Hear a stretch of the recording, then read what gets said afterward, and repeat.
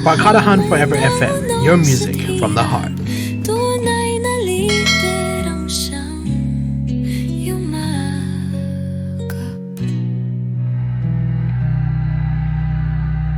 Sa bansang sawang-sawa na sa pangako, dumating siya. Hindi artista, hindi pangmayaman, isang leader na parang hindi leader. Minura ang droga, binalaan ang politiko, niyakap ng masa. Ito ang kwento ng taong minahal ng bayan, kinatakutan ng mundo, Rodrigo Roa Duterte. Isinilang sa Leyte, lumaki sa Davao. Anak ng gobernador, pero hindi gininto ang buhay. Tahimik, matigas ang ulo, pero mabilis mapikon sa injustice. Lumaking nasasangkot sa gulo, hindi dahil siga, kundi dahil ayaw niya ng abusado. Minsang pinatalsik sa paaralan dahil nanapak. Pero kahit anong init ng ulo, may isang bagay siyang hindi matanggap, ang manahimik kapag may naaapi. 1988, Davao, isang lungsod na nilulunod ng krimen, kidnapping, gang wars, araw-araw may patayan. Pagpasok ni Mayor Digong, nag-iba ang ihip ng hangin.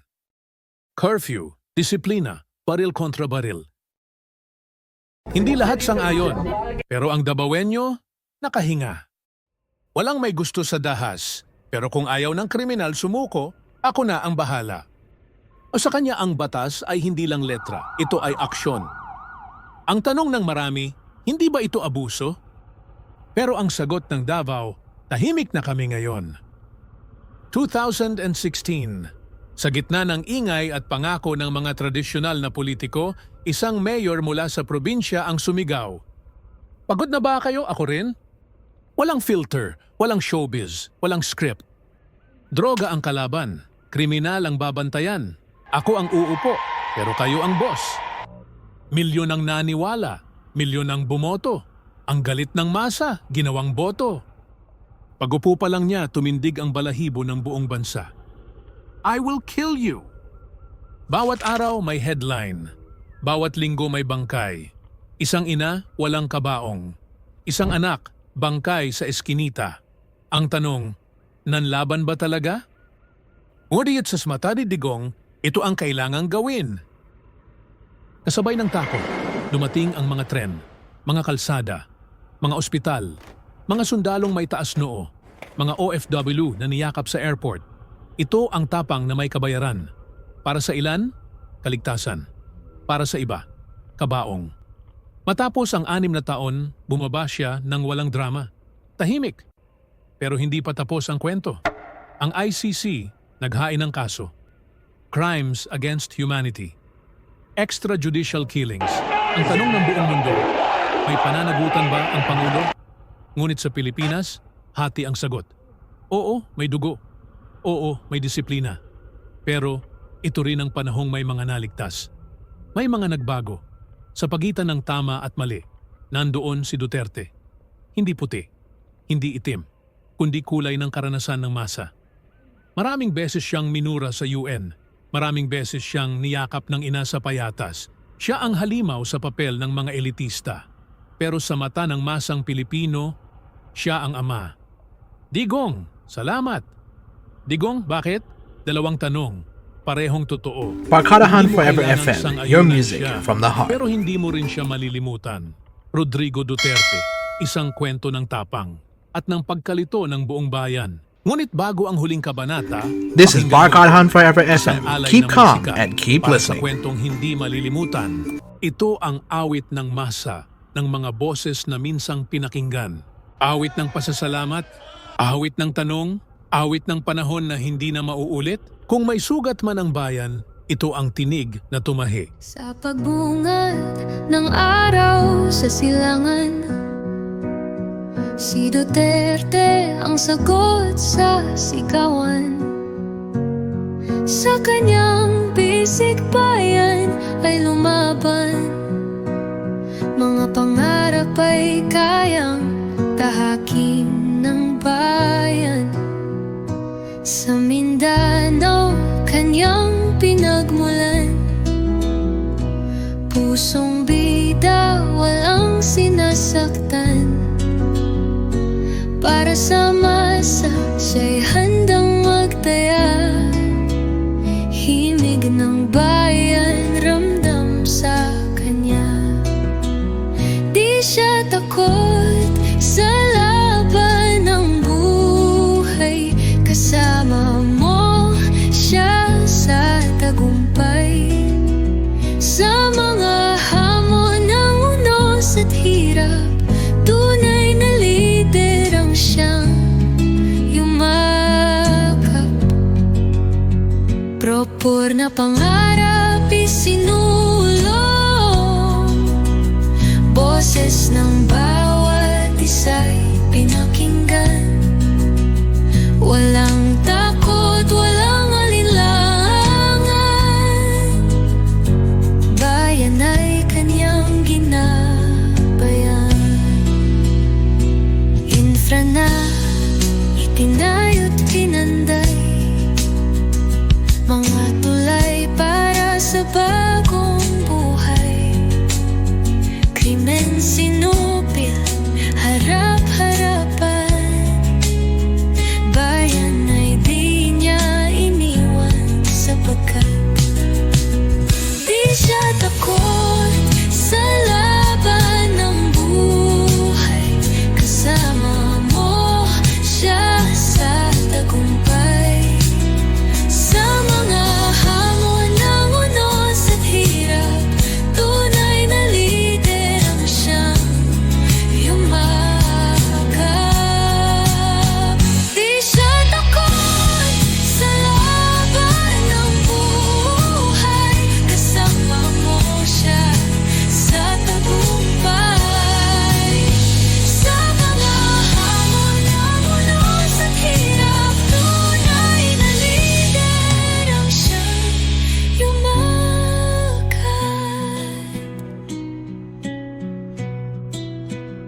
Di siya takot sa laban ng buhay.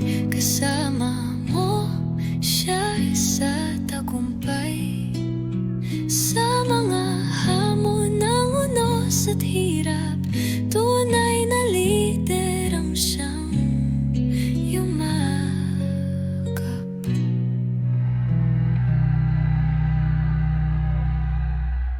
Sa bawat pahina ng ating kasaysayan, may mga pangalang kumikinang, nagbibigay kulay at direksyon sa ating bansa. Si Rodrigo Duterte, hindi lamang isang pangalan, kundi isang yugto. Isang kabanata ng tapang at pagbabago. Dumating siya na may dalang pangako ng kaayusan, nais niyang linisin ang bulok sa ating lipunan. Marami ang tumutol, nagduda sa kanyang pamamaraan, ngunit mas marami ang naniwala at lumapit sa kanya. Sa ilalim ng kanyang pamumuno, walang Pilipinong walang pakialam. Lahat ay nagkaroon ng boses.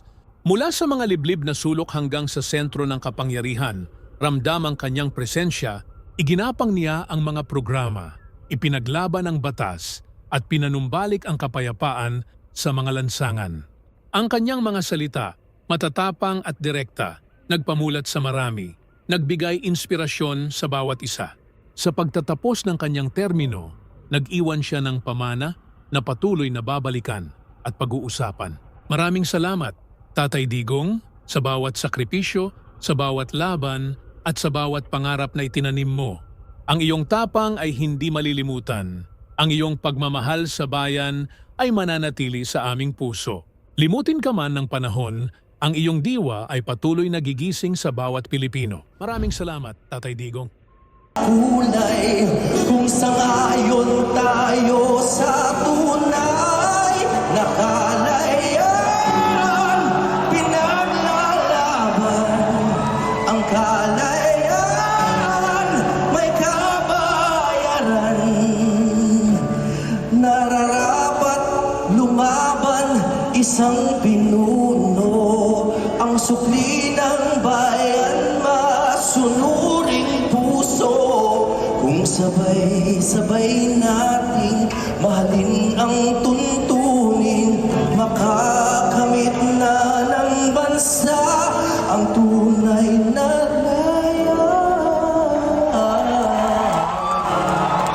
tunay na layan.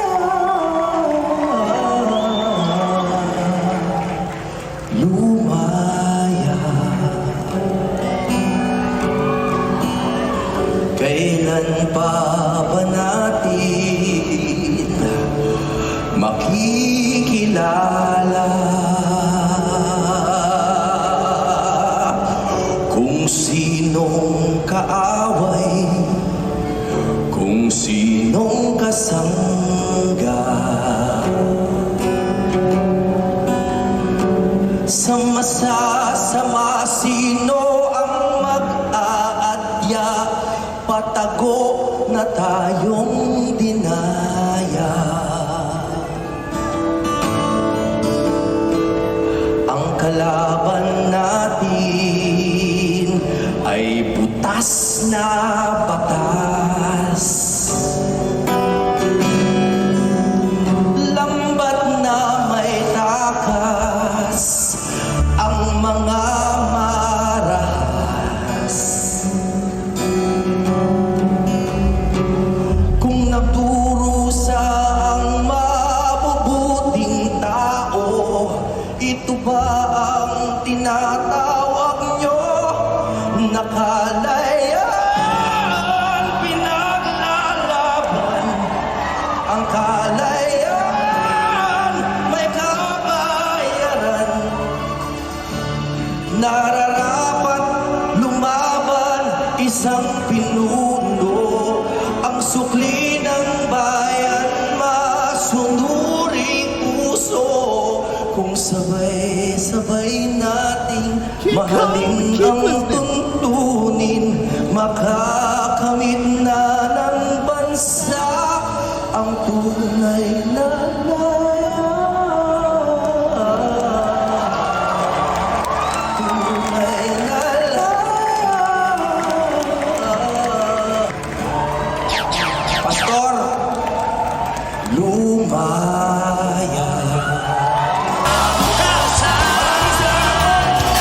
Salamat sa'yo, Tatay Digo.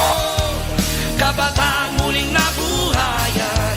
Ngayon lang namin nararamdaman. Tinuod na kapatuhan.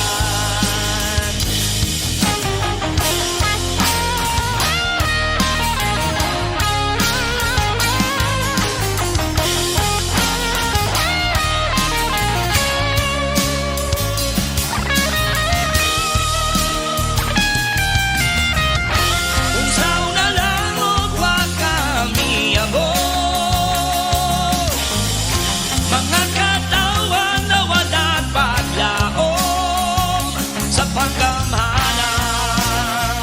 Puro lang kurakot, kwarta sa katawan, sila lang ang nabulahan.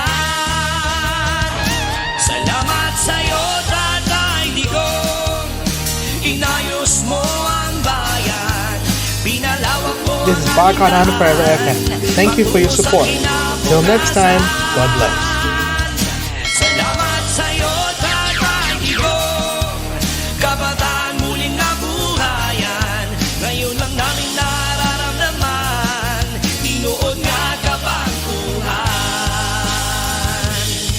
Ngayon lang namin nararamdaman.